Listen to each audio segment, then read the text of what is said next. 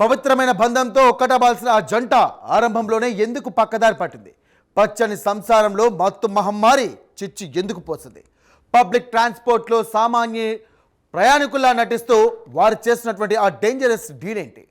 Easy money కోసం వారు ఎంచుకున్న ఆ అడ్డదారి వారిని కటకటాల వెనక్కి ఎలా నెట్టింది? విజయనగరం జిల్లా పోలీసుల నిఘా నీడలో చిక్కిన ఆ కిలేడి ఆమె భర్త చేస్తున్న గంజాయి నెట్వర్క్ గుట్టు ఇప్పుడు రచకెక్కుతోంది. అసలు ఒడిశా నుండి కర్ణాటకకు ఈ గంజాయి ఎలా సరఫరా అవుతోంది? పోలీసులు వేసిన స్కెచ్కు ఈ డ్రగ్ మాఫియా ఎలా చిక్కిందో ఇప్పుడు మీరే చూడండి.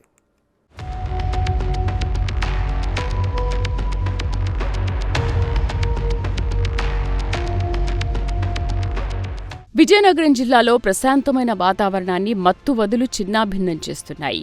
ప్రజా రవాణా వ్యవస్థను ఆసరాగా చేసుకుని అక్రమార్కులు సాగిస్తున్న ఈ చీకటి వ్యాపారం ఇప్పుడు రాష్ట్ర సరిహద్దులు దాటుతోంది.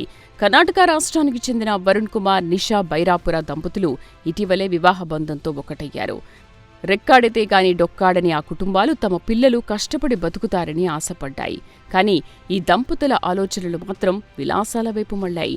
జల్సా రాయుళ్లలా బతకాలి, తక్కువ సమయంలోనే కాసులు సంపాదించాలనే దురాశ వారిని మత్తు కూపంలోకి లాగింది. ఒడిశా రాష్ట్రం రాయగడ జిల్లాలోని టిక్రీ గ్రామానికి చెందిన నీలుభాయ్ అనే డ్రగ్ ప్లెడ్డర్తో వీరికి పరిచయం ఏర్పడింది. ఆ పరిచయమే వారి జీవితాన్ని మలుపు తిప్పింది. కూలి పనులు మానేసి గాంజా స్మగ్లింగ్ను ప్రొఫెషనల్గా మార్చుకుని ప్లాన్ చేశారు. తమతో పాటు ప్రదీప్ సురేష్, అభిలాష్ రవిరావు అనే మరో ఇద్దరిని కూడా ఈ నెట్వర్క్లో చేర్చుకున్నారు. నలుగురు కలిసి ఒక గ్యాంగ్గా ఏర్పడి భారీ స్మగ్లింగ్కు స్కెచ్ వేశారు.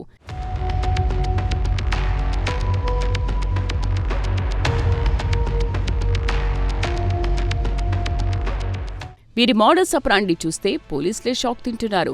ఎవరికీ అనుమానం రాకుండా ఉండేందుకు కొత్తగా పెళ్లైన దంపతులు ముందు వరుసలో ఉంటారు. సాధారణంగా పోలీసులు ఫ్యామిలీస్ను ఎక్కువగా తనిఖీ చేయరనే నమ్మకంతో వీరి ప్లాన్ చేశారు. ఒడిశా సరిహద్దుల నుంచి భారీ ఎత్తున గాంజాని కొనుగోలు చేసి వాటిని చిన్న చిన్న ప్యాకెట్లుగా కాకుండా ఏకంగా 49 కిలోల సరుకును ట్రావెల్ బ్యాగుల్లో కుక్కేశారు. రైలు లేదా బస్సు ప్రయాణాల్లో పక్కాగా టికెట్లు రిజర్వ్ చేసుకుని ఒక సాధారణ మధ్యతరగతి కుటుంబం ప్రయాణం చేస్తున్నట్లే నటిస్తారు. కళ్లద్దాలు, చేతిలో మొబైల్ ఫోన్లు, భుజాన బ్యాగులు చూస్తే ఎవరికైనా ఐటీ ఉద్యోగులనో లేక విహారయాత్రకు వెళ్తున్న జంటనో అనిపిస్తుంది. కానీ ఆ బ్యాగుల లోపల ఉన్నది మాత్రం యువత ప్రాణాలను తీసే పచ్చని విషం. ఒడిశా నుంచి ఆంధ్రప్రదేశ్ మీదుగా కర్ణాటకకు ఈ సరుకును చేరవేస్తే వీరికి భారీ మొత్తంలో కమిషన్ అందుతుంది. ఈ క్రమంలోనే విజయనగరం రైల్వే స్టేషన్ సమీపంలో బెంగళూరు వెళ్లే బస్సు కోసం వేచి చూస్తూ అత్యంత చాకచక్యంగా తప్పించుకోవాలని ప్లాన్ చేశారు. మొదటి టీము వైఫ్ అండ్ హస్బెండ్, వీళ్ళు ఇంకొక టీము ఇంకొక ఇద్దరు యూత్. వీళ్ళు ఒకరికొకరు పరిచయం లేకుండా వీళ్ళిద్దరిని సపరేట్గా పంపించి మనకు ఒడిశా రాయగఢ్లో టిక్రీ అనే గ్రామంలో నీలుభాయ్ అనే వ్యక్తి దగ్గర నుంచి ఈ సపరేట్గా వీళ్ళు గాంజాని దాదాపు 50 కిలోలు కొన్నారు. ఆ తర్వాత ఇద్దరు మళ్ళీ ఒకరికొకరు తెలుసుకున్న తర్వాత వీళ్ళిద్దరూ అంతా కన్నడ ఇదంతా మాట్లాడడంతో ఇద్దరు కూడా జర్నీ చేస్తూ మన రైల్వే స్టేషన్ దగ్గర ఇక్కడ ట్రాన్సిట్ పాయింట్ లాగా దిగి ఇక్కడి నుంచి బెంగళూరు వెళ్ళడానికి వీళ్ళు ప్లాన్ చేశారు. ఇక్కడి నుంచి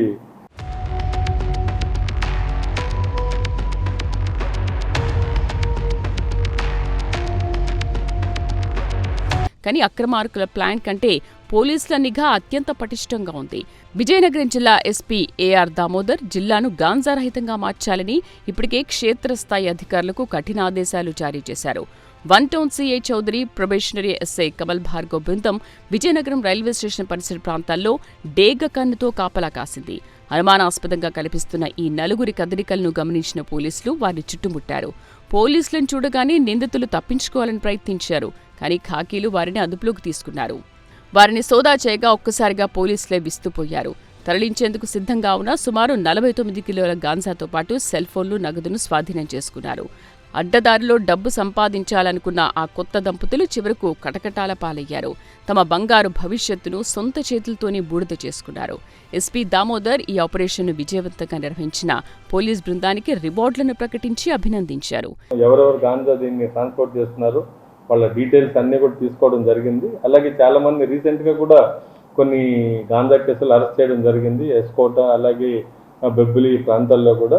సో ఈ గాంజా బాగా నిర్మూలించడానికి ఇంకా ఆర్టీసీ బస్సులు, ప్రైవేట్ బస్సులు వాళ్ళు కూడా ఈ లగేజ్ ఎప్పుడన్నా వేసుకున్నప్పుడు అనుమానాస్పదంగా ఉన్నటువంటి ఈ బ్యాగుల్ని ఇమ్మీడియట్లీ వెరిఫై చేసి మాకు ఇన్ఫర్మేషన్ ఇవ్వాల్సిన కూడా వాళ్ళకి నోటీసులు కూడా సర్వ్ చేశాం. సో పూర్తి స్థాయిలో గాంజాని అరికట్టడానికి, అలాగే దీన్ని వాడకాన్ని, ఈ ట్రాన్స్పోర్టే కాకుండా 100% విజయనగరం జిల్లాలో గాంజా ఎవరు వాడకుండా యూత్ని రకరకాల ప్రోగ్రామ్స్ ద్వారా అవేర్నెస్ క్రియేట్ చేస్తున్నాం.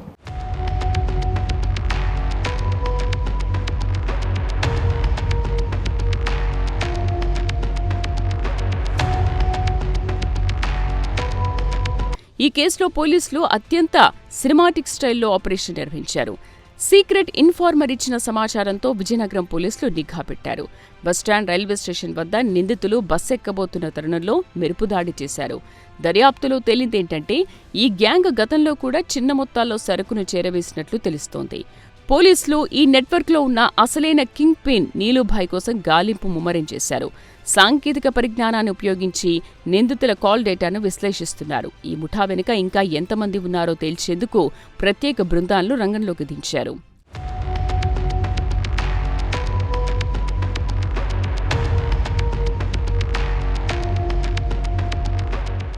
చూశారుగా, ఈజీ మనీ కోసం అలవాటు పడితే జీవితాలు ఎలా రోడ్డున పడతాయో. కొత్తగా పెళ్ళైన దంపతులు సక్రమంగా బతికి ఉంటే సమాజంలో గౌరవం ఉండేది. కానీ ఇప్పుడు నేరస్తులుగా జైలుపాలయ్యారు. యువత మత్తుకు బానిసలై తమ విలువైన జీవితాలను నాశనం చేసుకోవద్దని తల్లిదండ్రులు తమ పిల్లలను నడవడికపై కూడా ఎప్పటికప్పుడు నిఘా ఉంచాలని పోలీసులు హెచ్చరిస్తున్నారు. రవాణా సంస్థల నిర్వాహకులు కూడా అనుమానాస్పద పార్సిల్స్ కనిపిస్తే వెంటనే సమాచారం ఇవ్వాలి. గంజాయి రహిత సమాజం కోసం ప్రతి పౌరుడు బాధ్యతగా మెలగాలి. మీకు గంజాయి అమ్మకాలు లేదా రవాణా గురించి తెలిస్తే కనుక వెంటనే టోల్ ఫ్రీ నంబర్ 1972 లేదా డయల్ 100కు సమాచారం అందించండి. మీ సమాచారం రహస్యంగా ఉంచబడుతుంది.